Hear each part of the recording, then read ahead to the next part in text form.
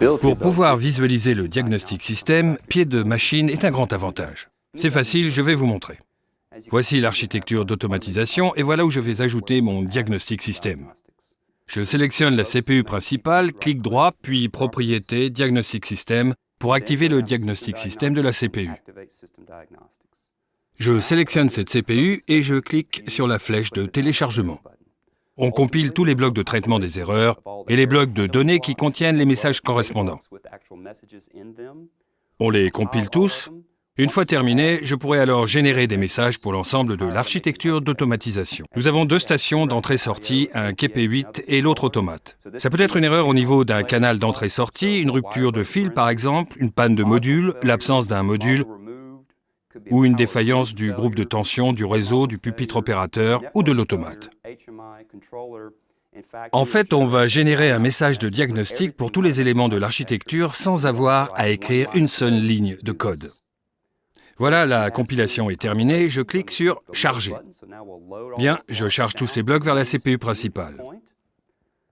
Ensuite, je peux cliquer sur « Terminer » et tous les voyants devraient passer au vert. Voilà, tous les blocs ont été générés et téléchargés.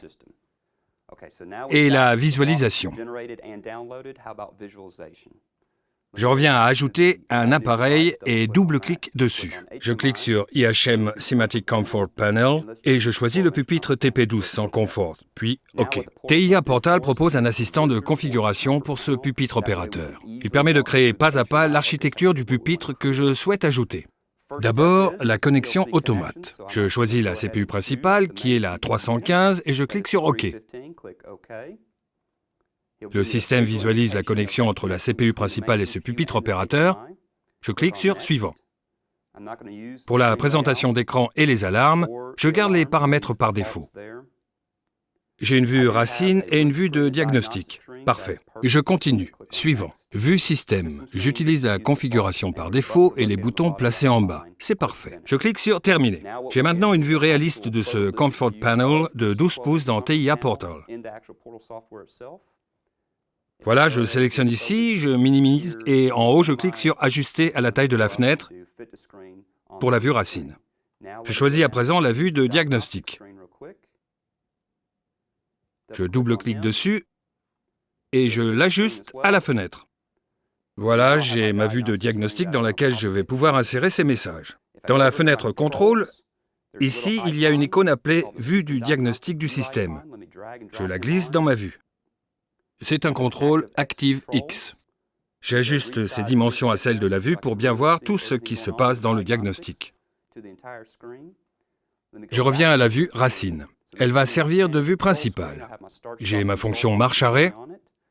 Dans l'onglet Bibliothèque, en cliquant sur Buttons and Switches, je veux trouver un indicateur de diagnostic.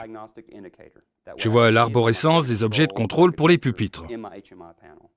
Je sélectionne Master Copies, puis Diagnostics and Buttons. Voilà le petit bouton, je le place en haut à droite par exemple. Il est sélectionné, je reviens à la vue de diagnostic et je la glisse directement dessus. Je relâche, je sélectionne le pupitre opérateur, je clique sur « Démarrer la simulation ».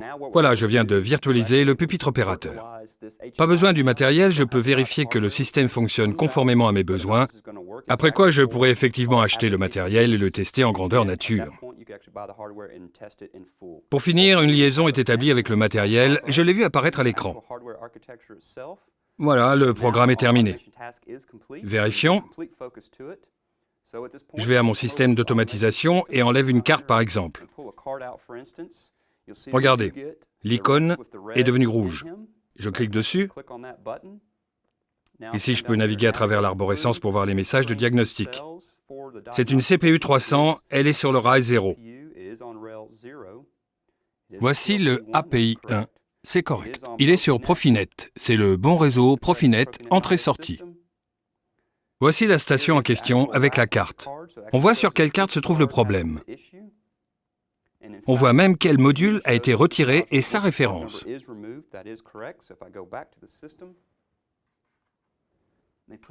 Si je remets le module en place, le problème est résolu.